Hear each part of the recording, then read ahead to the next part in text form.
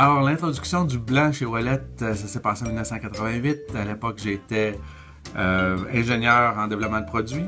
En 1988, j'étais présent chez Ouellet. Oui, je me souviens qu'on a fait des plaintes blanches dans les années 88. Bon, les premières plaintes qu'on faisait étaient blanches. Moi, je travaillais sur les pinces. Donc, on faisait les bouts, la mitaine, les déflecteurs, le corps de plainte.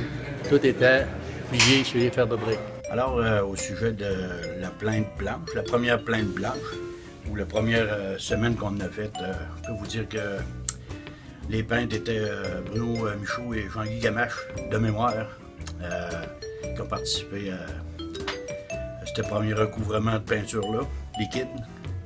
C'était de la Prolux, la marque. Puis, à l'époque, j'étais responsable d'équipe.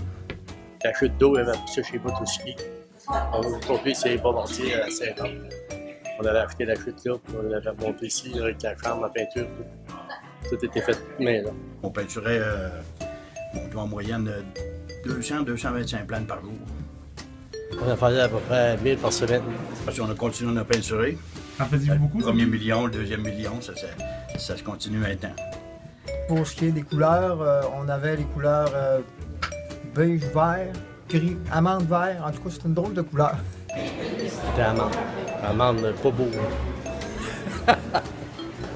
Puis on a passé au blanc, amande et gris par la suite. Je vous rappelle aussi qu'à ce moment-là, on n'introduisait pas juste le blanc, mais on avait introduit aussi du gris. Et c'était l'idée derrière tout ça, c'était d'harmoniser le chauffage électrique avec les interrupteurs au mur. Et on avait prévu tout faire, de faire une introduction de ces nouvelles couleurs-là à un salon. À l'époque, ça se déroulait à Montréal, un salon qui était à l'intention des électriciens. Et mon plus grand souvenir de tout ça, c'est qu'on voulait faire une bonne impression au niveau de l'industrie. Et on avait gardé le dévoilement du produit à la dernière minute au début du salon. Et un de nos plus gros clients à l'époque est venu rapidement nous voir au kiosque. Et ce qui est le plus drôle dans tout ça, c'est qu'il nous a dit « Vous êtes une gang de fous de faire ça.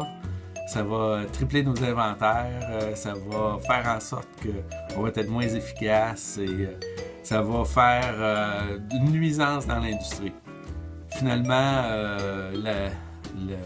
le temps nous a donné raison et lui a donné tort. Ultimement, il a avoué qu'on avait eu un succès incroyable avec ce produit.